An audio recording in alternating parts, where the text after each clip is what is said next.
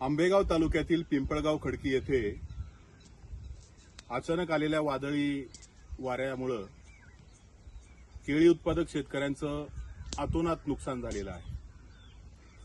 आपण बघू शकतो की माझ्या बाजूला हे शेतकरी आहेत, नवनाथ लक्ष्मण पोखरकर यांनी त्यांच्या शेतामध्ये साधारणतः 2-2.25 एकर क्षेत्रामध्ये त्यांनी केळीचा बाग त्या ठिकाणी लागवड केली होती आणि हा संपूर्ण केळीचा बाग हा उद्ध्वस्त झालेला आहे. अक्षरशः हातातोंडाशी आलेलं पीक नेस्तनाबूत झालेलं आहे डोळ्या देखत आणि 10 मिनिटांमध्ये हे सगळं संपलंय.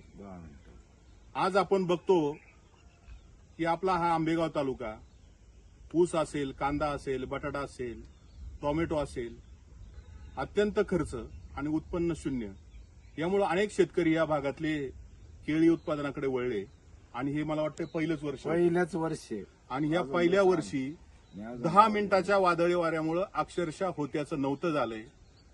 साधारणतः 1 एकरला 2.5-3 लाख रुपये खर्च येतो आणि या पिंपळगाव असेल, खडकी असेल, नागापूर असेल, जवळे बारडी या पट्ट्यामध्ये अनेक शेतकऱ्यांनी त्या ठिकाणी केळीच्या लागवडी केलेल्या आहेत आणि 10-15 मिनिटांमध्ये हे संपूर्ण उद्ध्वस्त झालंय.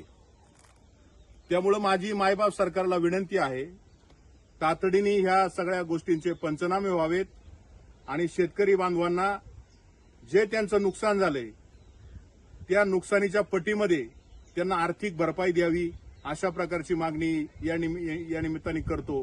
पारंपरिक शेतीला जोड मिळावी म्हणून काबाड कष्ट करून ही केळीची बाग फुलवली शासनाने आणि शासनाने हे अनुदान याला दिलेलं आहे. अनुदान प्लस तुमचा काय हिस्सा आणि अक्षरशः हे उद्ध्वस्त झालेलं आहे. याचे पंचनामे शासनाने करणे गरजेचं आहे. पीक विम्यामध्ये देखील या गोष्टींचा समावेश होणं आवश्यक आहे. माझी सरकारला विनंती आहे, तातडीने या गोष्टींकडे लक्ष द्यावे.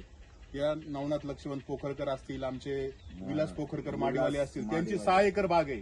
अक्षरशः बागा उद्ध्वस्त झालेल्या आहेत.